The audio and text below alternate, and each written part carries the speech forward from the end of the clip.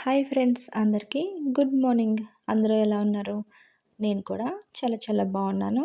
అలాగే మీరందరూ కూడా ఎప్పుడు బాగోవాలని, అందులో నేను కూడా ఉండాలని మనస్ఫూర్తిగా అయితే కోరుకుంటున్నానండి. ఈరోజు వీడియో వచ్చేసి స్వీట్ షాప్లో దొరికే కరాచీ హల్వా మనం ఇంట్లోనే ఈజీగా ఎలా ప్రిపేర్ చేయాలన్నది నేను క్లియర్గా ఎక్స్ప్లెయిన్ చేస్తానండి. టేస్ట్ కూడా చాలా బాగా వచ్చింది. మీరు వీడియో అక్కడ స్కిప్ చేయకుండా చూస్తే మీకు కూడా అర్థమవుతుంది. మీరు కూడా ప్రిపేర్ చేయొచ్చు. ఇప్పుడు ఏమేమి పదార్థాలు కావాలి, ఎలా ప్రిపేర్ చేయాలన్నది నేను చూపించేస్తాను. వీడియో అయితే స్టార్ట్ అయింది, వచ్చేయండి. ఇప్పుడు కావాల్సిన పదార్థాలు వచ్చేసి సన్నగా కట్ చేసిన పిస్తా పప్పు, అలాగే సన్నగా కట్ చేసి పెట్టుకున్న జీడిపప్పు అండి. ఇది వచ్చేసి నెయ్యి అనమాట, నేను ఇంట్లో ప్రిపేర్ చేసుకున్నదే.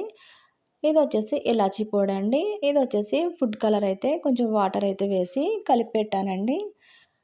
అది వచ్చేసి ఒక బౌలు కార్న్‌ఫ్లోర్ అయితే కావాలన్నమాట ఈ స్వీట్‌కి. ఇప్పుడు ఒక బౌల్ తీసుకొని మనం తీసి పెట్టుకున్న 1 కప్పు కార్న్‌ఫ్లోర్ అయితే వేసుకోవాలండి. 1 కప్‌కి 2 కప్పు వాటర్ అయితే పడతాయండి. ముందు 1 కప్పు వాటర్ అయితే వేసుకొని ఎక్కడ ఉండలు కట్టకుండా మంచిగా అయితే కలుపుకోవాలండి. అలా బాగా కలిసిన తర్వాత రెండో కప్పు వాటర్ కూడా వేసేసి బాగా అయితే కలుపుకోవాలండి. ఇలా బాగా కలుపుకున్న తర్వాత పక్కన అయితే పెట్టుకోవాలి. ఇప్పుడు స్టవ్ మీద ఒక కడాయి అయితే పెట్టేసుకొని 1 కప్పు కార్న్‌ఫ్లోర్ పిండికి 2 కప్పు షుగర్ అయితే పడుతుందండి. అలా వేసుకున్న తర్వాత 1 కప్పు వాటర్ అయితే వేసి బాగా అయితే మరిగించుకోవాలండి. బాగా అంటే పాకం వచ్చే అంత ఏం మరిగించిన అవసరం లేదండి. కొంచెం బౌల్స్‌లా వస్తాయి కదా, అలా బాగా మరిగితే సరిపోతుందనమాట. అలా బాగా మరిగిన తర్వాత మాత్రమే కొంచెం కొంచెంగా మనం కలిపి పెట్టుకున్న పిండి అయితే వేసుకోవాలండి.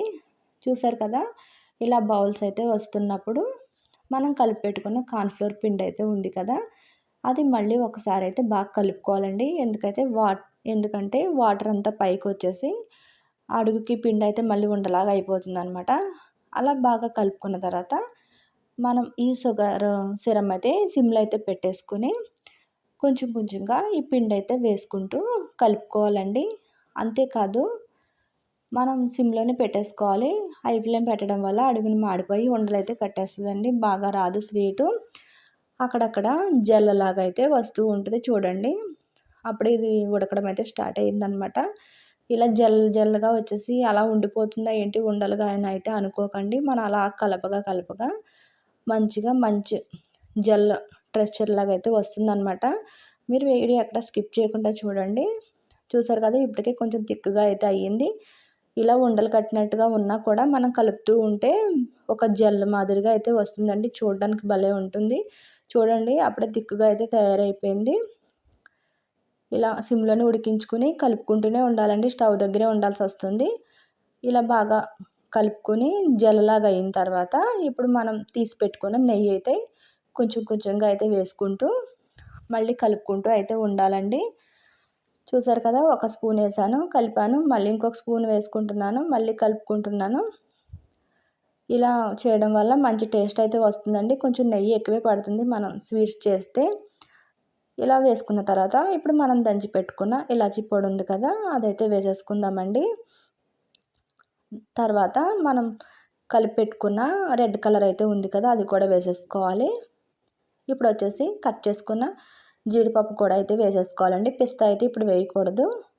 నేనైతే బాగా కలుపుకొని కొంచెం సేపు అయితే ఉడికించానండి. మళ్ళీ వీడియో అయితే తీయలేదనమాట, వీడియో లెంత్ అయిపోతుందని. చూసారు కదా, మనం కలుపుతుంటే పాన్ నుంచి సెపరేట్ అవ్వాలండి. అలా అయ్యే వరకు బాగా అయితే ఉడికించుకోవాలన్నమాట. తర్వాత ఒక స్టీల్ బౌల్కి మనం కొంచెం నెయ్యి అయితే అప్లై చేసుకోవాలండి. అలా నెయ్యి అప్లై చేయడం వల్ల మనం స్వీట్ తీయగానే చాలా ఈజీగా అయితే వచ్చేస్తుందన్నమాట. బాగా కొంచెం కొంచెంగా అయితే వేసుకోవాలండి. ఇదేంటి ఇలా జెల్లాగా ఉందైతే అనుకోకండి, వేడి మీద ఉన్నప్పుడు స్వీట్ అలానే ఉంటుంది.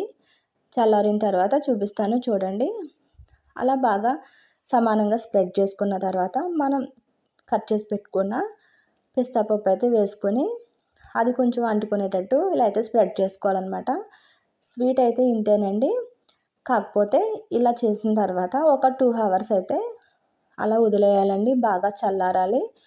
చల్లారిన తర్వాత మాత్రమే మంచి టేస్ట్ వస్తుంది. మనం కట్ చేయడానికి కూడా మంచిగా వస్తుంది. మనం వేడి మీద కదిలిచ్చేస్తే స్వీట్ ఏం బాగోదండి. మళ్ళీ రాలేదనుకుంటారు. నాకైతే 2 హవర్స్ అయితే అయిపోయిందనమాట. చల్లారబెట్టేసుకున్నాను. ఇప్పుడు ఒక ప్లేట్‌లోకి అయితే వేసేసుకొని చూడండి ఎంత ఈజీగా వచ్చేస్తదో. ఎంత బాగా వచ్చిందో కూడా చూసారు కదా! అలా ప్లేట్‌లో వేసేసుకొని మీకు నచ్చిన షేప్‌లో మీరైతే కట్ చేసేసుకోవచ్చండి. నేను పిస్తా పప్పు వేసింది అడుక్కెళ్ళిపోయిందనమాట. అందుకే మీకు అది కనిపించడం లేదు. రివర్స్‌లో వేశాను కాబట్టి నాకు ఒక హ్యాండ్‌తో కట్ చేసుకోవడానికి ఇబ్బందిగా ఉంది కాబట్టి నేను ముక్కలు కట్ చేసేసాక అయితే చూపిస్తున్నానండి. నా వీడియో ఎలా అనిపించిందో ఏంటో కామెంట్ రూపంలో అయితే తెలియచేయండి. ఒకవేళ ఎప్పుడూ ఈ కరాచీ హల్వా ట్రై చేయకపోతే తప్పకుండా అయితే ట్రై చేయండి. చాలా టేస్టీగా ఉంటుంది. నా వీడియో కనుక నచ్చినట్టయితే లైక్ చేయండి, షేర్ చేయండి, కామెంట్ చేయండి.